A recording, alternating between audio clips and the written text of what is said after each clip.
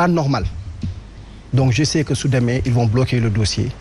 su ñu koy bàyyee mu jàll di indi benn jurisprudence boo xam ne problème boo xam ne fu muy egg kenn du xam fu mu toll parce que képp ku amul parrainage xamante ne war a bokk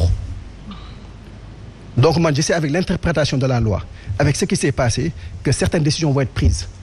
comme les gens qui n'ont pas payé de caution je sais que ñoom tamit ils vont être éliminés parce que loolu la ñu wax dans les règlements donc je sais que man j'ai le droit de dire certaines choses peut-être mën nga wax ne c'est pas élégant tel que wax avant le conseil constitutionnel mais côté légalité c'est tout à fait légal de le dire bon mais tamit on se voile pas la face parce que ñun ñëpp sénégalais xam na nu mu demee on sait ce que la décision que va prendre le conseil constitutionnel demain. Ah bon, vous le savez déjà? Non, tout le monde le sait. Parce que on dit qu'un dossier incomplet. Ouais, mais non, attention, mais monsieur Thiaw, qu'est-ce qu'un dossier incomplet? C'est-à-dire qu'un dossier, qu'est-ce qu'un dossier incomplet? Un dossier qui n'a pas le minimum requis de parrainage. Léegi. Donc, que ce soit la faute de l'État ou la faute du candidat. Non, les faits sont les faits. Quand il y a une défaillance de l'administration, là, il faut se rabattre à la jurisprudence du 15 avril 2018. Avec ça ne peut pas prospérer. Non, il faut se fonder sur cette jurisprudence-là. Arrêtez ça. C'est pas pareil. Ouais, mais c'est pas pareil. Le Conseil constitutionnel a déjà réglé ses problèmes. Si personne ne peut présumer ici. Quand il y a une défaillance, quand il y a une défaillance de l'administration, il appartient au Conseil constitutionnel. Non, je suis désolé. Vérification le Conseil constitutionnel d'Afané. Conseil constitutionnel d'Afané. Défaillance tirage au sort n'a rien à voir. C'est-à-dire élimination Sonko dafa am ñoo xam ne ni moo leen arrangé. moo tax ñu ci bëri bu ñu toogee ci plateau yi loolu la ñuy wax. Non, c'est ça le problème. porte-parole am kooku kenn wax. On parle de défaillance. Je pense il faut l'assumer. Tu es le porte-parole. La défaillance ça a commencé dès les parrainages. Parce que parrainage boo xam ne il n'est pas responsable de la défaillance on lui fait porter le chapeau. Mais il va porter le chapeau. yow dama wuti parti moo gën. c'est pas normal. Le secret du vote. Donc parrainage et CEDEAO da nga kaa war a dindi. Malgré ça on l'applique. Parce que loo mu wax tamit Sénégal c'est un pays souverain malheureusement ñu ko yore ñoo ngi koy doxal benn doxal boo xam ne rafetul baaxul. Parce que man su doon sama sago Ousmane Sonko day bokk.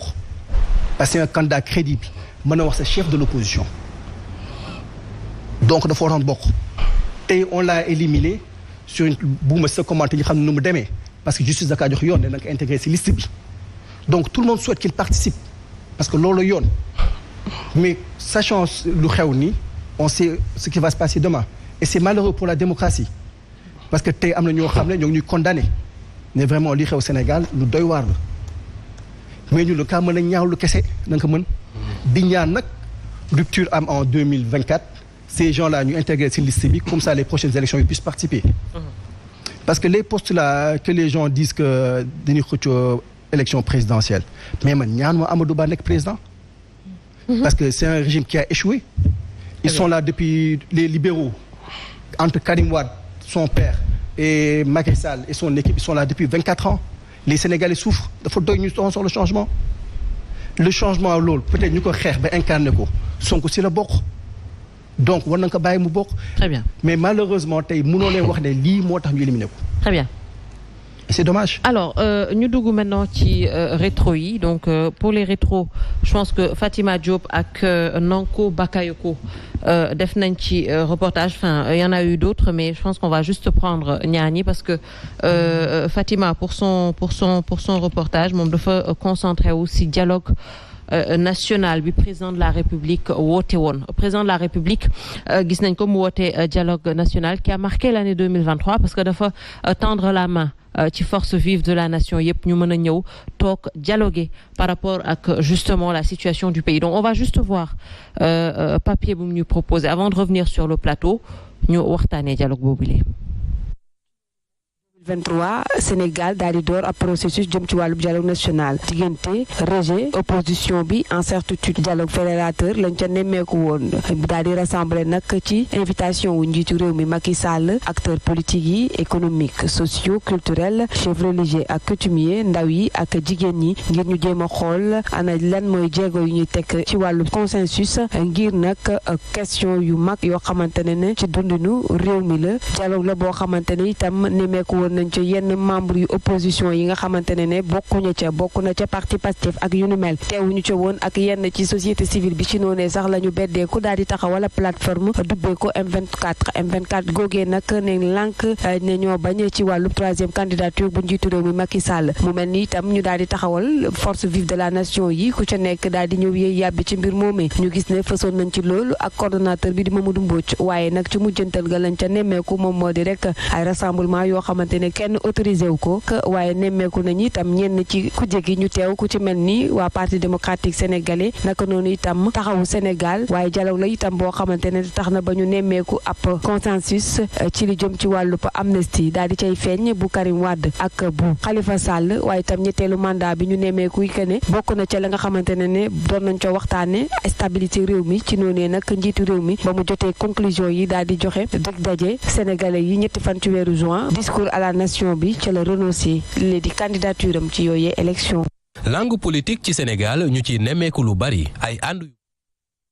non kon Fatima Diop bi ñu résumer un peu le dialogue qui a permettre ñu régler peut-être le cas Khalifa Ababacar Sall ak Karim Wade mais également trouver ay consensus par rapport au parrainage et ci même loolu lay ñëwaat parce que yéen refusé woon ngeen cette main tendue du président de la République parce que jàppoon ngeen ne que peut-être du dialogue wala waroon ngeen xam terme de référence yi en tout cas une bonne partie de l'opposition ñoom loolu lañ jàppoon mais est-ce que tey ñàkk dem dialogue boobu du répercussion wu tout ce qui se passe déjà par rapport au parrainage est-ce que su ngeen ci demoon toog du ngeen doon mën a apporter yenn solutions yi par rapport justement au parrainage. justement su fekkoon tey ay intérêt personnel moom moo ñu animé ci suñuy démarche politique ak suñuy choix.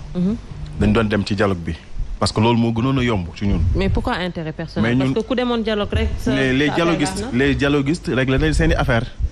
mooy. oui mais le parrainage vous concerne pourtant ci dialogue bi la ñu discuter. ba am ci yenn consensus. mais ñi nga xam ne tey par exemple minimum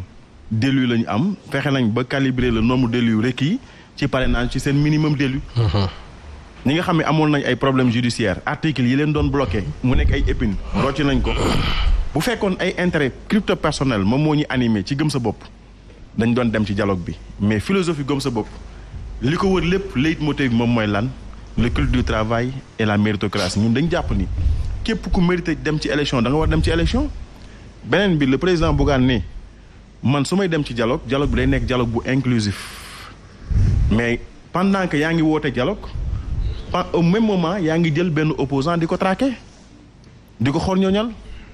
di def benn acharnement ci moom mu ne man du ma dem ci dialogue bu mel noonu dialogue boo xam da ngay participer ci li liquider sa compagnon de guerre mu ne man du ma participer ci dialogue boobu mu teg ay critères yu bëri tax mënul dem ci dialogue bi beneen ba mooy aussi def ni politiciens yi duñ wax mukk ci problème yi nga xam ne mooy intéressé Sénégalais yi ñoom seen i problème yi personnel moom la ñuy wax après dialogue bi lan moo am immigration irrégulière ñaata jeunes ñoo ci dee est-ce que dialogue bi réglé na ko te pourtant avant dialogue bi amoon na après dialogue bi lan moo am coût électricité bi dafa flambé pourtant avant dialogue bi mënoon nañ ko waxtaane mu bokk ci terme de référence yi avant dialogue bi après dialogue bi lan moo am jeunes yi est-ce que am nañ accès à l'emploi accès à la formation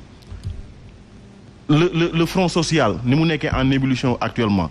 est-ce que avant dialogue bi tegoon nañ ci terme de référence yi ñu boole ko ci li nga xam ne la ñu war a waxtaane est-ce que c'était pas mais ba ñu demee est-ce que du woon justement fenn foo xamante ne mënoon ngeen ci waxtaane